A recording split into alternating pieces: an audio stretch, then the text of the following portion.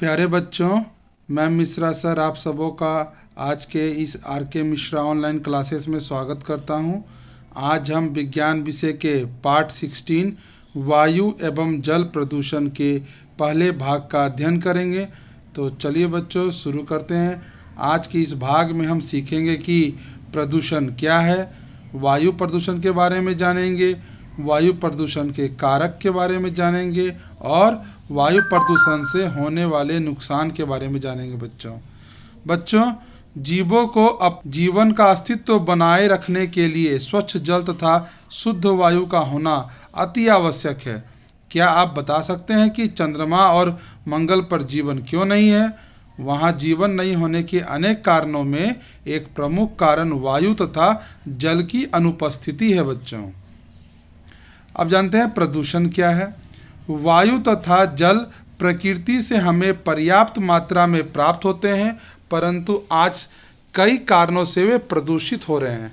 प्राकृतिक वातावरण में होने वाले अवांछित एवं हानिकारक परिवर्तन प्रदूषण कहलाते हैं। बच्चों यह परिवर्तन पर्यावरण के भौतिक, रासायनिक या जैविक घटकों के कारण हो सकते हैं। यह न सिर्फ सजीवों बल्कि निर्जीवों को भी हानि पहुंचाते हैं। शहर हो या गांव, आज कमोबेश हर जगह इस समस्या से हम परेशान हैं। बच्चों तो समझ गए बच्चों ये प्रदूषण क्या होता है। अब जानते हैं वायु प्रदूषण के बारे में। बच्चों सांसों को चाहिए शुद्ध हवा का झोंका। सोचिए किसने इन्हें रोका? वायु जो है oxygen, carbon dioxide, nitrogen, organ आदि गैसों का मिश्रण है, जिसमें इन सभी की मात्रा लगभग निश्चित होती है। वायुमंडल में बाहर से अवांछित पदार्थों के आने या पहले से उपस्थित अवयवों की मात्रा बढ़ने से जब हानिकारक प्रभाव बढ़ने लगते हैं तब इसे वायु प्रदूषण कहा जाता है। समझ गए बच्चों वायु प्रदूषण को। अब हम लोग जानते हैं इस वायु प्रदूषण के कारक के बारे में। बच्चों वायु प्रदूषण के कारकों को मुख्यतः 3 भागों में बांटा जा सकता है। पहला उत्पत्ति के आधार पर, दूसरा पदार्थ की अवस्था के आधार पर और तीसरा स्रोतों के आधार पर। बच्चों अब सबसे पहले जानते हैं उत्पत्ति के आधार पर। इस आधार पर वायु प्रदूषकों को 2 मुख्य भागों में विभाजित किया जा सकता है। पहला प्राथमिक प्रदूषक। ये प्रदूषक किसी प्रतिक्रिया या क्रिया के फलस्वरूप सीधे उत्सर्जित होते हैं, जैसे ज्वालामुखी के विस्फोट से निकलने वाली राख और धुआं, कोयले और तेल के जलने से उत्पन्न कार्बन डाइऑक्साइड और कार्बन मोनोऑक्साइड गैसें आदि। दूसरा है द्वितीय प्रदूषक। जब प्राथमिक प्रदूषक आपस में या वायुमंडल के साथ प्रतिक्रिया करते हैं तो इस तरह के प्रदूषक निकलते हैं, जैसे सल्फर ट्राइऑक्साइड, सल्फ्यूरिक अम्ल, नाइट्रिक अम्ल, रासायनिक धूल या कोहरा आदि। बच्चों दूसरा नंबर देखें पदार्थ की अवस्था के आधार पर। ऐसे प्रदूषक को हम 2 प्रकार के हम लोग कह सकते हैं कि होते हैं। पहला गैसीय वायु प्रदूषक। ये सामान्य ताप और दाब पर गैसीय अवस्था में रहते हैं, जैसे कार्बन डाइऑक्साइड, नाइट्रोजन के ऑक्साइड, सल्फर के ऑक्साइड आदि। दूसरा इसका है सूक्ष्म प्रदूषक। ये गैसीय अवस्था में नहीं होते हैं। धूल, धुएं, तरल बूंदों के रूप में निलंबित सूक्ष्म पदार्थ आदि सूक्ष्म प्रदूषक कहलाते हैं। एयर कंडीशनर, रेफ्रिजरेटर आदि से ये उत्सर्जित होते हैं, जैसे क्लोरोफ्लोरोकार्बन एयर कंडीशनर से निकलने वाला सूक्ष्म ठोस या तरल कण है जो ओजोन परत को हानि पहुंचाता है। तीसरा है स्रोतों के आधार पर। इनके भी 2 प्रकार होते हैं बच्चों। पहला प्राकृतिक स्रोत।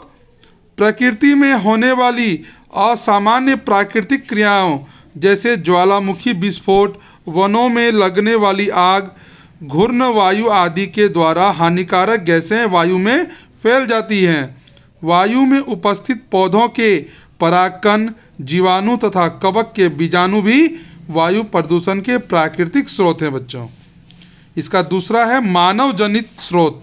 स्वचालित वाहन, कल कारखानों से निकलने वाले धुएं, जीवाश्म ईंधनों, के पूर्ण और अपूर्ण दहन, ताप विद्युत संयंत्र आदि के कारण वायुमंडल में विषाक्त गैसें मिल जाती हैं। वाष्पशील कार्बनिक यौगिक आदि भी गंभीर वायु प्रदूषक हैं। बच्चों, अब चलते हैं वायु प्रदूषक से होने वाले नुकसान के बारे में जानने के लिए। बच्चों, हम लोग ये जानते हैं कि जो वायु प्रदूषक हैं वो कई प्रकार से हमारे वायु को नुकसान पहुंचाते हैं। पहला है कार्बन मोनोऑक्साइड।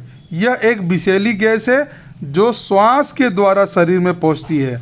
यह रक्त में ऑक्सीजन ढोने की क्षमता को कम करती है। ऑक्सीजन की कमी शरीर के लिए घातक हो सकती है। अधिक मात्रा में कार्बन मोनोऑक्साइड को ग्रहण करने से मनुष्य की मृत्यु भी हो सकती है।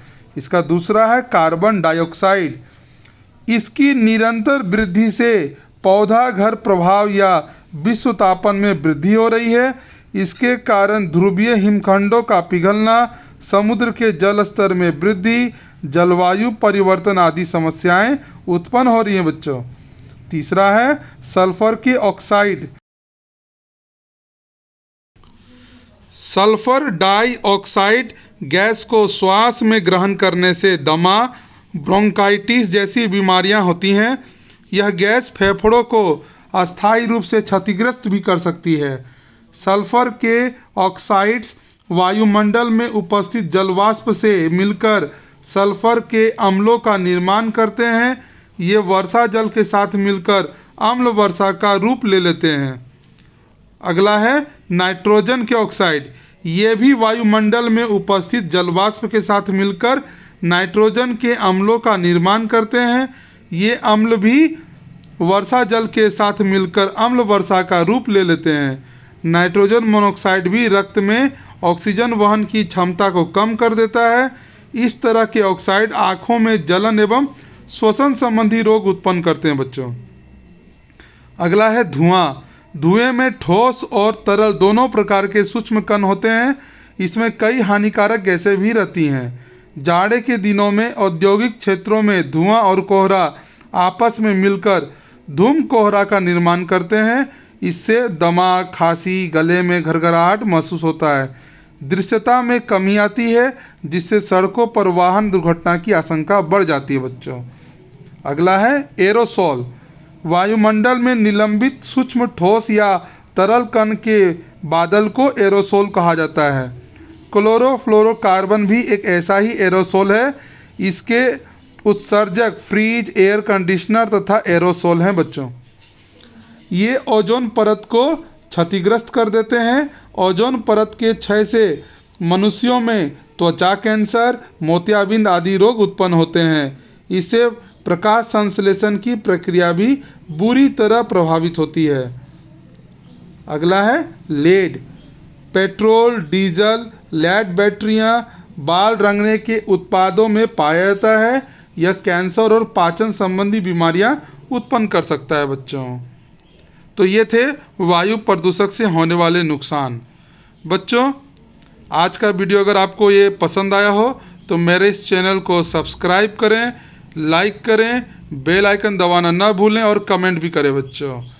बहुत बहुत धन्यवाद। मिलते हैं इसके दूसरे भाग में। तब तक के लिए थैंक यू बच्चों। बाय बाय बच्चों।